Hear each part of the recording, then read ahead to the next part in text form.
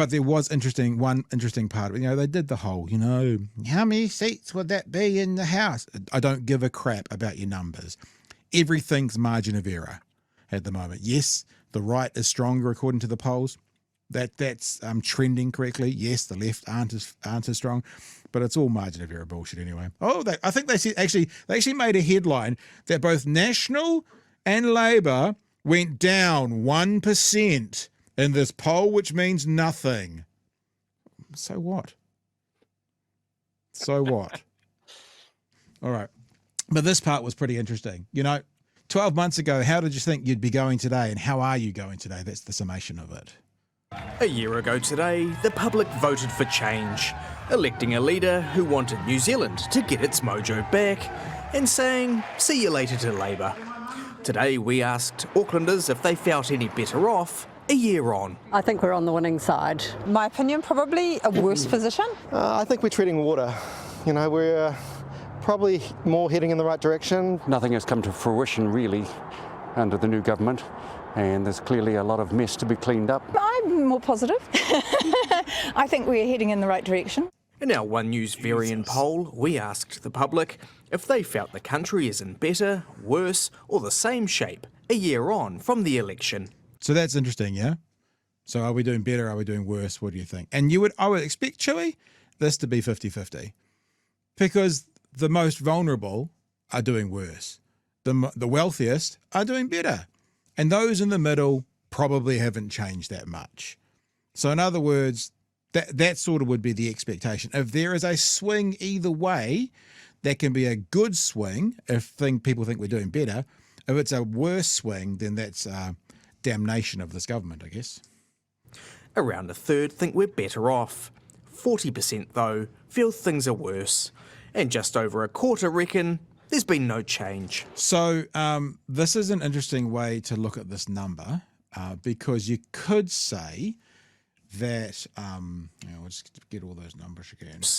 And there we go. You could say that 56% of people think that we are in better shape or no different. So that could be sold as a positive.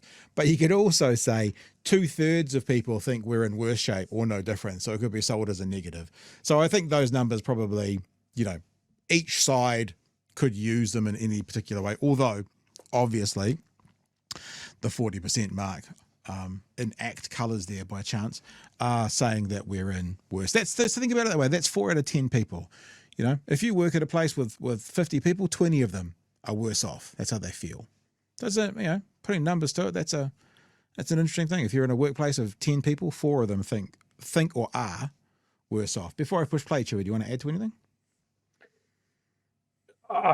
It's not 90% in worse shape, so I feel like I'm going crazy. Yeah. And this is the risk of being in an echo chamber. So just but the thing is, that's why I said I think it should be an even spread, because the thing is we are aware of people who are in worse shape, but I'm also aware of people who are in better shape. And I would think the top third would be better, the bottom third would be worse, and those in the middle would be about the same. And actually, it's not that far off it. If that was 33, that was up 3, that was down 7, that was up 7, it's not that far off that. But it still comes in that if you're using these numbers, the biggest slice of the pie is in worse shape today than they were at election day. Now, the next question you'd have to ask is why? Are they in worse shape because of what this government's done?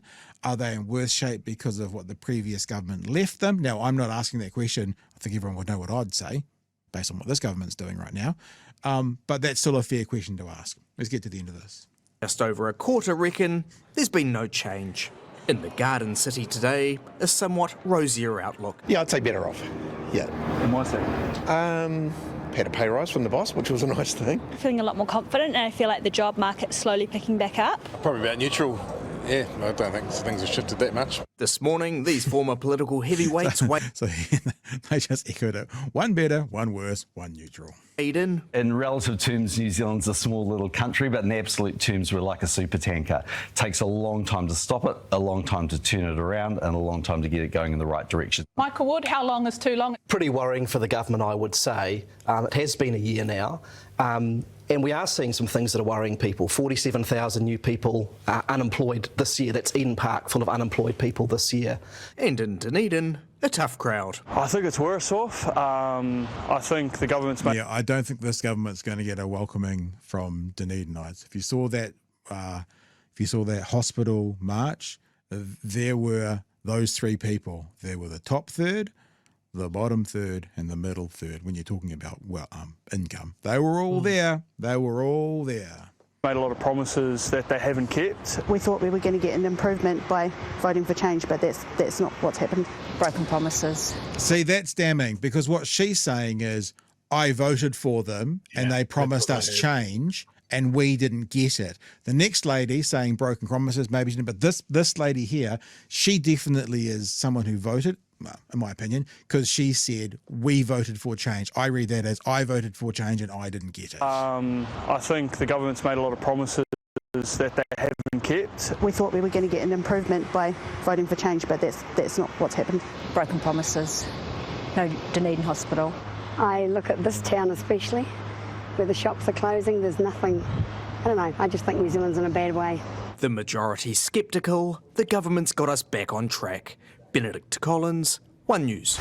Yeah, every time that there's a survey comes out, I'm like, why are people not seeing the things that we're seeing here? We're seeing some really dramatic societal changes happening.